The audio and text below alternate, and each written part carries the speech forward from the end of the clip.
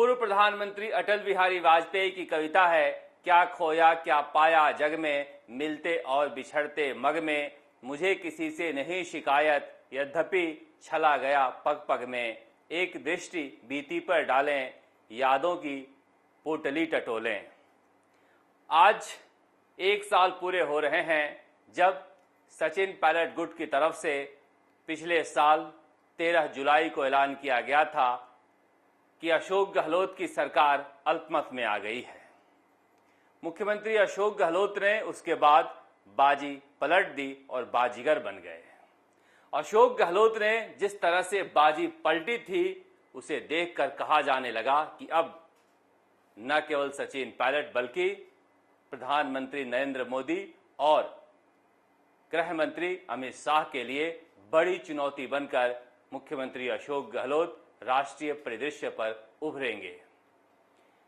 उनके इस चतुर चाल के आगे कांग्रेस आला कमान भी बौना पड़ गया था। हर तरफ मुख्यमंत्री अशोक गहलोत की चातुर्य की चर्चा हो रही थी, लेकिन कहते हैं जब मुकाबला बराबरी का हो तो खेल में फैसला आखिरी गेंद पर होता है, और हुआ वही।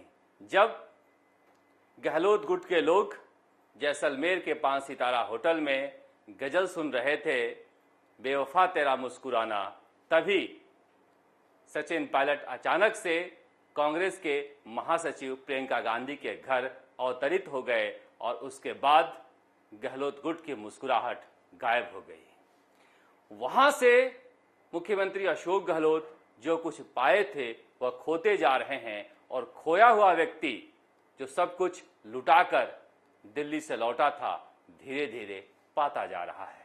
यही तो सियासत है, यहां कब क्या हो जाए कुछ समझ में नहीं आता। निश्चित रूप से मुख्यमंत्री अशोक गहलोत ने शेर के जबड़े से जीत छीनी थी, लेकिन उस जीत को संभाल नहीं पाए। उन्हें ऐसा लगा कि सचिन पायलट नाम का कांटा निकल गया। उन्हें पता ही नहीं चला ये कांटा इस कदर से पैर में घुस गया है कि नजर नहीं आ रहा है, और किस तरह से ऑपरेशन हो और कैसे निकले कुछ समझ में नहीं आ रहा है। 1 साल हो गए, मुख्यमंत्री अशोक गहलोत की नाव किनारे तो लग गई, मगर उस नाव में इतने छेद हो गए हैं कि सरकार बचाने में पूरा साल बीत गया। ऐसा लगता है कि कब सरकार गिर जाएगी, कब कौन सा विधायक कहां भाग जाएगा, इसके लिए पूरी सरकार विधायकों के ऊपर निर्भर हो गई है। पहली बार ऐसा लग रहा है कि सरकार विधायक नहीं बनाए हैं, बल्कि विधायक सरकार चला रहे हैं। यह हालात 1 साल बाद भी जस के तस बना हुआ है। कहां तो मुख्यमंत्री अशोक गहलोत एक विजेता बनकर उभरे थे, और कहां एक मामूली विधायक धमकी देकर डरा देता है। मगर इसके लिए जिम्मेदार कौन है? बात सचिन पायलट के भी करते हैं। सचिन पायलट एक हारी हुई जंग लड़ने आए थे। जिस तरह से वो दिल्ली से जयपुर लौटे थे, उनके घर पर जश्न का माहौल था, मगर कुछ खोया खोया सा था, क्योंकि वो उप मुख्यमंत्री का ताज और प्रदेश अध्यक्ष का ताज लुटा कर लौटे थे। लेकिन देखिए, यह भी सियासत ही है। तंग दिल अकबर के ऊपर दरिया दिल सलीम की जीत किस तरह से होती है, लोग सलीम को किस तरह से याद रखते हैं, यह भी एक सियासत का तौर तरीका ही है।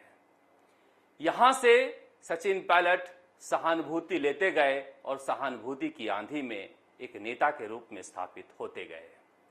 वो अब तक मुख्यमंत्री अशोक गहलोत जैसे राजनीतिक बरगद के नीचे उप मुख्यमंत्री बनकर पल रहे थे। मैंने पहले भी कहा था कि उप मुख्यमंत्री नाम का कोई पद नहीं होता, उप प्रधानमंत्री नाम का कोई पद नहीं होता, उपाध्यक्ष नाम का कोई पद नहीं होता।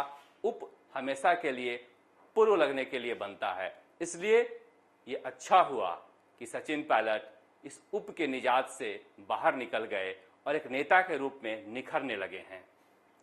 सचिन पायलट पे दुश्वारियां जरूरी भी थी। अपने पराये की पहचान अपने चाहने वालों को किस तरह संभाल कर रखते हैं, जब तक नेताओं पर दुश्वारियां पड़ती नहीं है वो समझते नहीं हैं। सचिन पायलट राजनीति का कहरा सीखने लगे हैं। वो समझने लगे हैं राजनीति को और मुख्यमंत्री अशोक गहलोत के हर चाल का जवाब देने लगे हैं। मुख्यमंत्री अशोक गहलोत पिछले 1 साल में जितने भी घाव दिए हैं, उन घावों पर जनता ने मरहम लगाकर सचिन पायलट को एक नेता के रूप में स्थापित किया है। सचिन पायलट की लोकप्रियता इस घटना के बाद बढ़ी है और मुख्यमंत्री अशोक गहलोत की लोकप्रियता कहा जा सकता है कि घटी है। लोग कहने लगे हैं कि मुख्यमंत्री अशोक गहलोत को बड़ा दिल रखना चाहिए।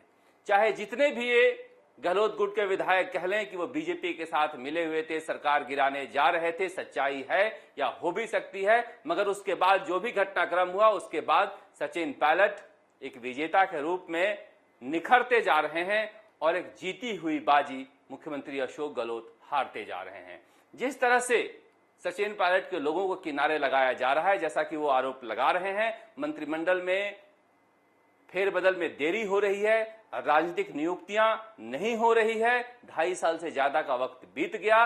निश्चित रूप से कार्यकर्ताओं में भी यह बात घर करने लगी है कि सचिन पायलट बात तो सही ही कह रहा है, कांग्रेस के कार्यकर्ताओं को इनाम तो मिलना चाहिए। जहां तक कांग्रेस की बात है, कांग्रेस के कार्यकर्ता और सचिन पायलट यह समझते हैं कि मुख्यमंत्री अशोक गहलोत के बाद दूर दूर तक कोई नहीं है। अगर गहलोत गुट के लोग कहते हैं कि कोई न कोई तो चला आएगा, तो बिहार में, पश्चिम बंगाल में, गुजरात में, मध्य प्रदेश में तो कोई आया नहीं, राजस्थान में कौन आ जाएगा। इसलिए सचिन पायलट इंतजार करने के लिए तैयार हैं और सचिन पायलट इंतजार करते हुए यह दिखना चाहते हैं कि वह कांग्रेस के लिए समर्पित हैं। इसीलिए जब मंत्री और विधायक घरों में बंद रहते हैं तो वो सड़क पर उतर जाते हैं, क्योंकि इसी के रास्ते वो कांग्रेस आलाकमान और जनता के दिल में उतरना चाहते हैं। 1 साल बाद कांग्रेस जिस जश्न के साथ जीती थी वो जश्न तो नहीं है, मगर लक्षागृह जरूर बन गया है। जिसके पास नकुल हो वो लक्षागृह से निकलने का रास्ता बताए। यही चालें हस्तिनापुर की राजस्थान में चली जा रही है और इस चाल में क्या अंतिम फैसला होगा सब जानते हैं।